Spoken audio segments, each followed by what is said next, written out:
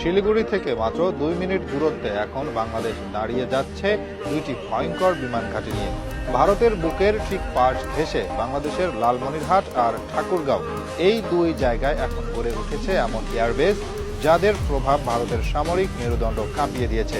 এতদিন ধরে দক্ষিণ এশিয়াকে নিজেদের ব্যক্তিগত উঠোন মনে করা ভারত এখন বোঝাতে পারছে না কিভাবে তাদের চোখের সামনেই বাংলাদেশের সাহস এতটা বেড়ে গেল। কারণ এই দুটি বিমান ঘাঁটি চালু হওয়া মানে ভারতের শিলিগুড়ি করিডোরের নিরাপত্তা এখন বাংলাদেশের সরাসরি নজরদারির আওতায় চলে আসা। লালমনিরহাট বিমান ঘাঁটি, যেটি স্বাধীনতার পর প্রায় পড়েছিল অবহেলায়, আজ নতুন করে নির্মিত হচ্ছে। সঙ্গে যুক্ত হয়েছে ঠাকুরগাঁও, আরেকটি কৌশলগতভাবে ভয়ঙ্কর গুরুত্বপূর্ণ পয়েন্ট। এই দুই বিমান ঘাঁটির অবস্থান যদি মানচিত্রে টেনে দেখা হয় তাহলে স্পষ্ট বোঝা যাবে ভারতের নর্থ ইস্ট অর্থাৎ 7 সিস্টার রাজ্যগুলোর প্রবেশদ্বার এখন বাংলাদেশের সামরিক ত্রিভুজের নিচে পড়ে গেছে। এবং এটা ভারতের কল্পনায়ও ছিল না যে বাংলাদেশ এত দ্রুত তাদের কৌশলগত দুর্বলতায় হাত দেবে। লালমনিরহাটের অবস্থান শিলিগুড়ি করিডোর থেকে মাত্র 30 কিলোমিটার দূরে। ঠাকুরগাঁওয়ের দূরত্ব প্রায় একই। দুটি ঘাঁটি মিলিয়ে উত্তরবঙ্গ হয়ে উঠবে বাংলাদেশের আকাশ প্রতিরক্ষার প্রথম লাইন। এখানে বসবে আকাশ নজরদারি রাডার, যুদ্ধ বিমান স্কোয়াড্রন, ড্রোন ইউনিট এবং সামরিক লজিস্টিক্স সাপোর্ট সেন্টার। শুধু তাই নয়, এভিয়েশন ট্রেনিং, গবেষণা ও উৎপাদন কেন্দ্র তৈরি হবে, যার মাধ্যমে ভবিষ্যতে বাংলাদেশ নিজস্ব সামরিক ড্রোন ও যুদ্ধাস্ত্র উৎপাদনে স্বাবলম্বী হবে।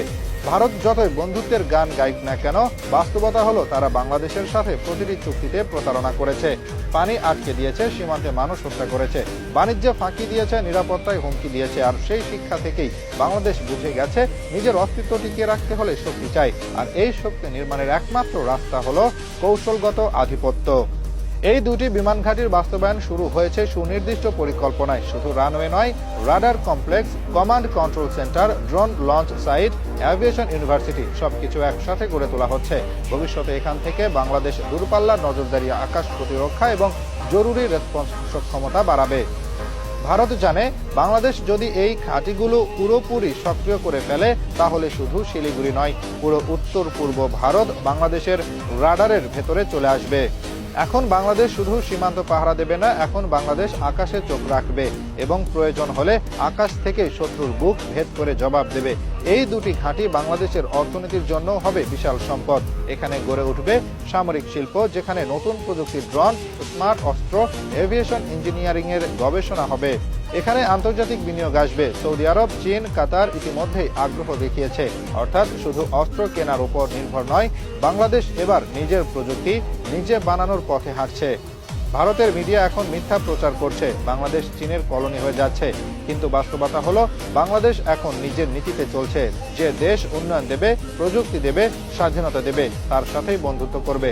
ভারতের মতো মুখে বন্ধুত্ব আর কাজে শত্রুতা দেখিয়ে এখন আর কেউ বাংলাদেশকে আটকে রাখতে পারবে না। এই দুটি বিমান ঘাঁটি বাংলাদেশের উত্তরাঞ্চলের সামরিক মানচিত্র বদলে দিচ্ছে। রংপুর, সৈয়দপুর, লালমনিরহাট, ঠাকুরগাঁও সব মিলিয়ে পুরো একটা মিলিটারি বেল্ট তৈরি হচ্ছে। আর এই বেল্ট কেবল বাংলাদেশের প্রতিরক্ষায় জোরদার করবে না, বরং গোটা অঞ্চলের কৌশলগত ভারসাম্য পাল্টে দেবে।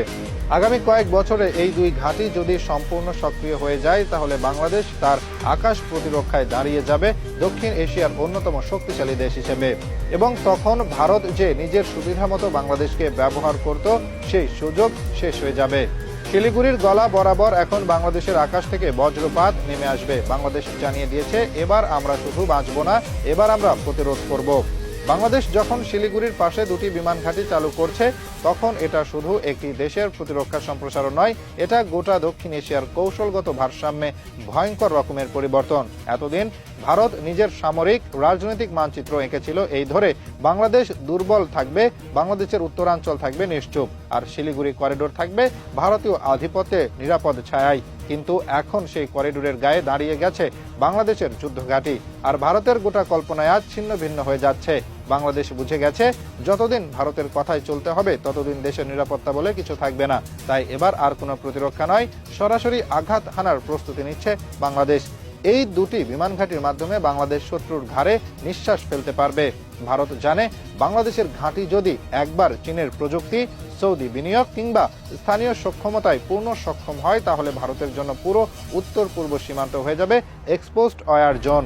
এখনো পর্যন্ত ভারত এই অঞ্চলে সবসময় খেলেছে দুর্বল প্রতিবেশী তত্ত্বে। তাদের পুরো নীতি ছিল বাংলাদেশ যেন শিলিগুড়িকে কৌশলগত দুর্বলতা হিসেবে ব্যবহার না করতে পারে। কিন্তু এখন বাংলাদেশ আর চুপ নেই। শিলিগুড়ি এখন কোনো দুর্বল পয়েন্ট নয়, এটা এখন বাংলাদেশের প্রতিরোধ ঘাঁটির ছায়ায় আসা এক সামরিক দুর্বলতা। যদি বাংলাদেশের এই বিমান ঘাঁটিতে বসানো হয় drone squadron, AEW&C system, long range radar এবং মিসাইল ডিফেন্স ইউনিট, তাহলে ভারতীয় আকাশসীমা প্রতিদিন স্ক্যান হবে। তাদের প্রতিটি যুদ্ধ প্রস্তুতি, সামরিক ট্রেনিং, কনভয় মুভমেন্ট রাডার ব্যান্ডে ধরা পড়বে। বাংলাদেশের পর্যবেক্ষণে এটি শুধু যুদ্ধের প্রস্তুতি নয়, এটি মনস্তাত্ত্বিক প্রতিরোধ। আর এই মানসিক যুদ্ধেই ভারত হেরে গেছে, কারণ তারা কখনো কল্পনাও করেনি বাংলাদেশ এত দ্রুত এমন ঘাঁটি তৈরি করে ফেলবে। আরো ভয়ঙ্কর কথা হলো, এই ঘাঁটি ভারতকে চেপে ধরবে পশ্চিম দিক থেকে চীন আর দক্ষিণ দিক থেকে বাংলাদেশ। দুই দিকের কৌশলগত জোট মানেই ভারত আর এখন রিজিওনাল পাওয়ার নয়, বরং ঘেরাও হওয়া দুর্বল রাষ্ট্র। বাংলাদেশের ঘাঁটিতে যদি নতুন যুদ্ধবিমান আসে, যেমন চীনের J-10C, তুরস্কের KAAN বা রাশিয়ার SU-35, তাহলে ভারতের ফাইটার জেট আধিপত্য প্রশ্নবিদ্ধ হবে। কারণ বাংলাদেশ যদি 24টি মাল্টি রোল জেট পায়, তাদের AES এর রাডার, বিয়ন্ড ভিজুয়াল রেঞ্জ ক্ষেপণাস্ত্র, স্টিলথ প্রোফাইল থাকে, তাহলে ভারতের MiG-29, তেজাস বা এমনকি রাফায়েল ও আর একতরফা সুবিধায় থাকবে না। তবে শুধু যুদ্ধবিমান নয়, এই ঘাঁটি ঘিরে উঠবে শিল্প। এখানেই হবে বাংলাদেশের নিজস্ব ড্রোন নির্মাণ কেন্দ্র, রাডার গবেষণা ল্যাব, ফ্লাইট সিমুলেটর একাডেমি, বিমান রক্ষণাবেক্ষণ কারখানা। এখানে কর্মসংস্থান হবে, এখান থেকে নতুন সামরিক প্রকৌশলী তৈরি হবে। প্রতিরক্ষা খাত হয়ে উঠবে নতুন ইন্ডাস্ট্রি। এভাবেই বাংলাদেশ প্রতিরক্ষা খাতে নিজের অর্থনীতি, প্রযুক্তি এবং আঞ্চলিক অবস্থানকে একত্রে বুনে নিচ্ছে। আর এটা ভারতের জন্য ভয়ঙ্কর খবর, কারণ এতদিন তারা এসব পরিকল্পনার আগে থেমে রাখতে চাইতো অবহেলা, চুক্তি স্থগিত, রাজনৈতিক চাপ দিয়ে। কিন্তু এখন বাংলাদেশ বলছে, তোমার বন্ধুত্ব নয়, আমাদের স্বাধীনতা চাই।